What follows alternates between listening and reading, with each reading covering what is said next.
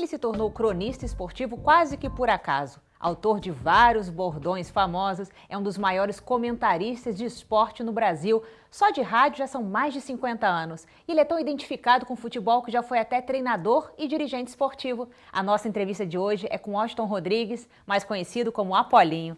Apolinho, muito obrigada por nos receber aqui na sua casa. Como é que surgiu esse apelido? Obrigado a você, Gabi, por ter vindo, a toda a equipe. Olha, Apolinho foi uma coisa curiosa. Eu trabalhava na Rádio Nacional, era repórter de campo na equipe do Jorge Cury. E em 1969, o Valdir Amaral, então, era o diretor de esporte da Rádio Globo, e resolveu me contratar. Naquela ocasião, cada emissora tinha um repórter de campo. O Denir era da Rádio Globo e eu era da Rádio Nacional. E o Valdir nos juntou, formando a primeira dupla de repórteres esportivos do rádio brasileiro, os Trepidantes. E comprou, naquela época, a Rádio Globo comprou o equipamento que era usado na missão Apolo 11. Era o intercomunicador dos astronautas.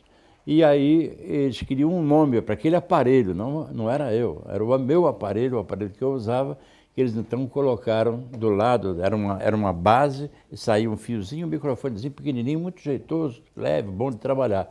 E na base escreveram Apolinho, porque veio da missão Apolo. O Valdir Amaral, que era o narrador consagrado da época, ele, quando me anunciava, dizia assim, lá vai o Washington Rodrigues com o seu Apolinho. Aí o Geraldino veio, o seu Apolinho, o seu Apolinho. E os colegas de sacanagem começaram, seu Apolinho, seu Apolinho, seu Apolinho, e ficou Apolinho. Tá até hoje aí, registrei isso. Meus programas têm o show do Apolinho, da Rádio Tupi, o Palinho do Apolinho, enfim, colou esse Apolinho. E como é que você começou a trabalhar com jornalismo esportivo na rádio? Olha, foi por acaso. Eu jogava futebol de salão, disputava o campeonato carioca de futebol de salão e trabalhava em banco. Eu era subgerente do banco operador, lá em Copacabana. E a Rádio Guanabara, na época que hoje é a Rádio Bandeirantes, tinha conta no banco. E tinha um locutor esportivo muito famoso, chamado Vitorino Vieira, que tinha conta também lá e era muito meu amigo. E a Rádio Guanabara resolveu, naquela época, criar um programa esportivo diário sobre modalidades diferentes. E o futebol de salão era um esporte que estava começando. Aliás, não sei se você sabe, futebol de salão é um esporte genuinamente brasileiro, né? Começou aqui na ACM e tal. E pouca gente conhecia as regras, pouca gente conhecia os dirigentes, os jogadores. Então ele me pediu que fosse para a rádio fazer uma assessoria à equipe de esporte para poder, na época era o Cid Neves, Zé Cunha, aquela turma, para tentar implantar o futebol de salão na Rádio Guanabara, que a Continental é que detinha a liderança nesses esportes tidos amadores. E acabei me envolvendo de tal forma no programa que o Cid Neves apresentava, que aí eles criaram o programa Beck Parado, que era uma posição do salão, e o Cid Neves era o Beck Parado e eu era uma espécie de beirinha do programa. E eles acabaram me passando o programa. Não, você fica com o programa, o próprio Cid deu força para isso, e saiu do programa, e eu subi o programa Beck Parado, fiquei fazendo algum tempo. Depois passamos a transmitir futebol de salão, como eu conhecia os jogadores com quem eu tinha jogado, os dirigentes da época. Então passei a fazer reportagem de quadra, o Zé Cunha transmitia o jogo, e eu fazia reportagem de quadra para o futebol de salão. Numa tarde de sábado, o futebol da Rádio Guanabara era muito forte, era a maior equipe esportiva da época, era da Rádio Guanabara. Tinha o Alcei, Jorge Cury, João Saldanha, enfim, era um timaço. E houve um problema entre o Espezinho Bermuda Neto, que era o repórter esportivo da Guanabara, com o Mário Viana, que era o comentarista de arbitragem, e os dois saíram do ar por 15 dias. E aí eles não tinham outro repórter, como eu te disse, só tinha um repórter para cada rádio. Aí me perguntaram, você conhece futebol? Eu disse, conheço, eu jogo futebol também. Ah, então você pode fazer reportagem de campo lá no Maracanã? Posso, aí fui fazer. Aí fiz 15 dias, quando terminou os 15 dias, eles me pediram, será que você não continua? Eu digo, lógico que eu continuo, não tem problema. Só que só podia ter um repórter. Então o Espezinho era o repórter para os profissionais e eu era o repórter da preliminar, que eram os aspirantes. Quando terminava o jogo, eu passava o microfone para ele e ia embora para casa. Ele continuava com a transmissão do jogo principal. No final do ano ele saiu, eu assumi a titularidade.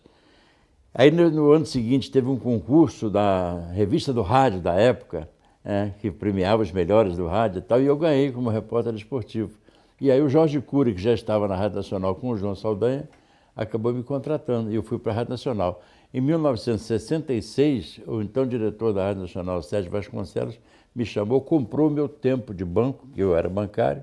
Até que você ganha no banco, eu vou te pagar e tu larga o banco e fica só aqui. Aí começou a minha carreira, de fato, profissional, no âmbito profissional no futebol, fazendo também o futebol de salão durante ainda algum tempo. De lá para cá já são mais de 50 anos de carreira, com passagens em veículos de mídia impressa, na TV. O rádio ainda é o veículo mais popular, na sua opinião?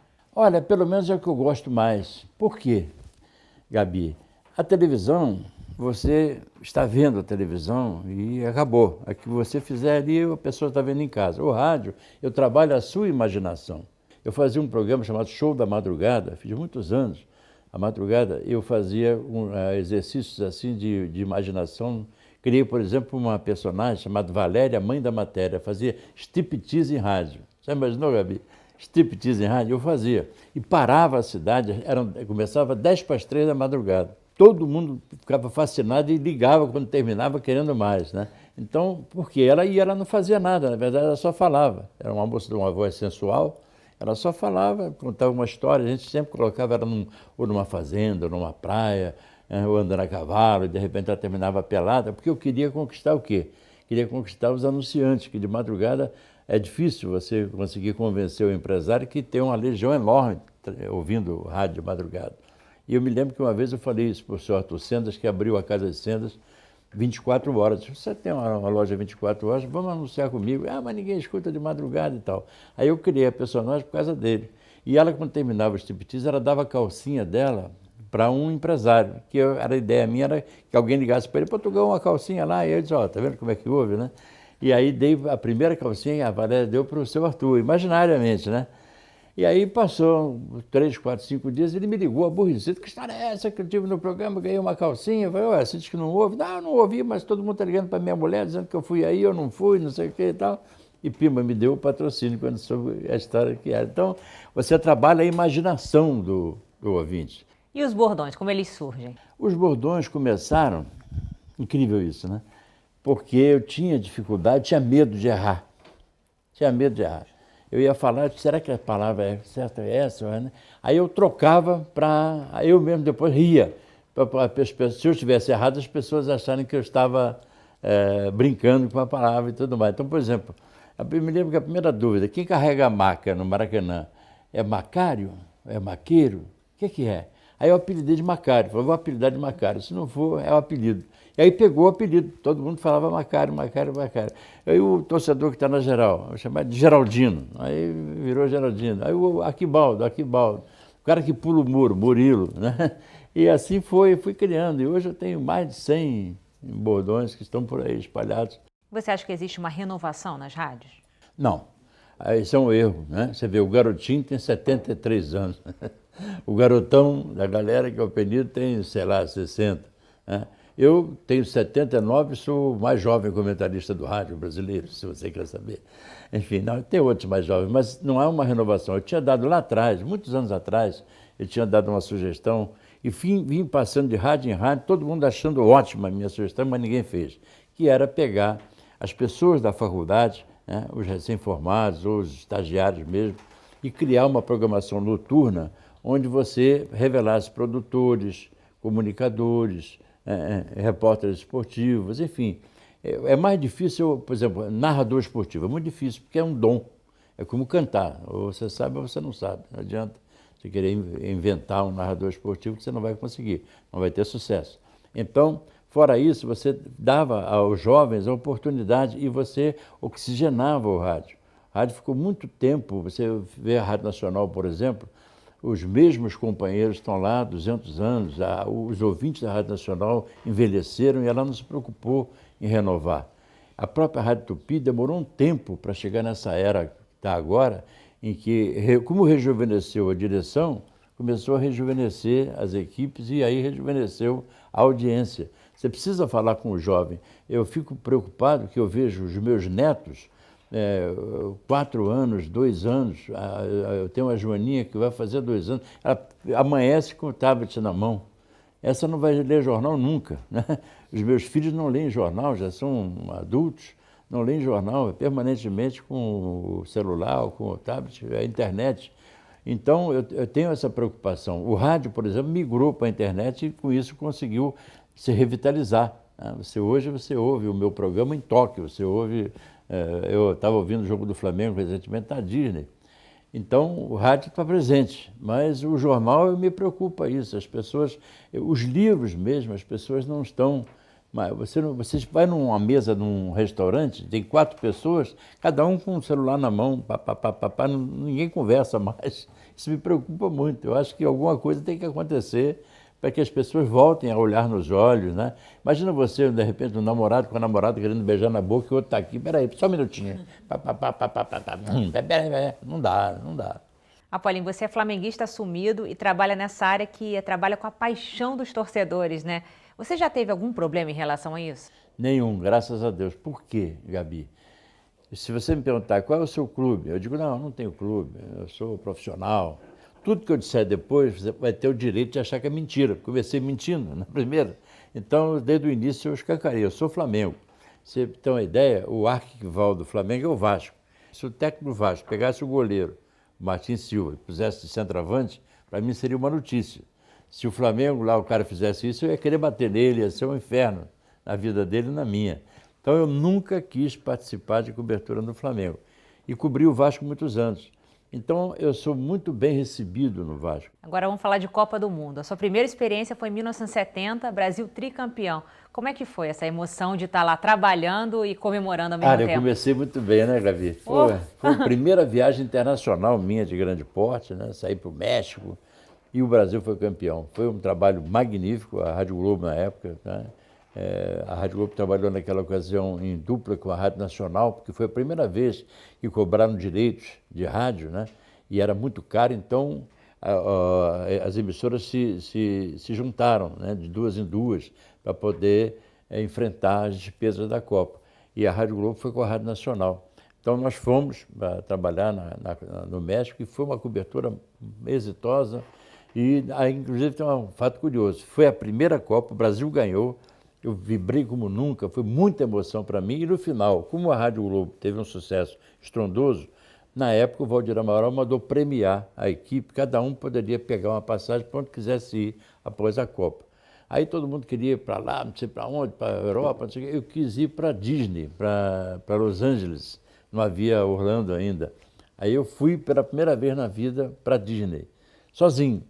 Cheguei na Disney em Orlando, lá, entrei, olhei aquilo e comecei a chorar, porque eu queria ter uma criança do lado para poder dividir aquela alegria, né? Estava a criança dentro de mim, vibrando, mas eu precisava, e eu não tinha, eu era solteiro, não tinha filho, não tinha nada. Então ali eu jurei que quando eu me casasse eu teria os meus filhos e eles sempre estariam na Disney. De lá para cá eu já fui 34 vezes, né? Meus filhos, meus netos. Anualmente eu vou no mês de janeiro para a Disney. Minha mulher ficava louca, mas você não tem outro lugar para ir, só tem a Disney. Não, eu quero. Aí eu botava em votação, eu tenho 3 filhos. Aí eu botava em votação, tá bem, vamos botar em votação. Esse ano eu não quero ir para a Disney, eu quero ir para Paris. Aí minha mulher, eu também, então tá bem, 2-0 nós. Aí eu pus pequenininho, você, Disney, 3-2 eles perdemos, vamos embora para a Disney. E ela ficava louca. E aí eu fui já 30 e vou ano que vem de novo. Como é que foi cobrir a última Copa no Brasil com o desfecho que teve?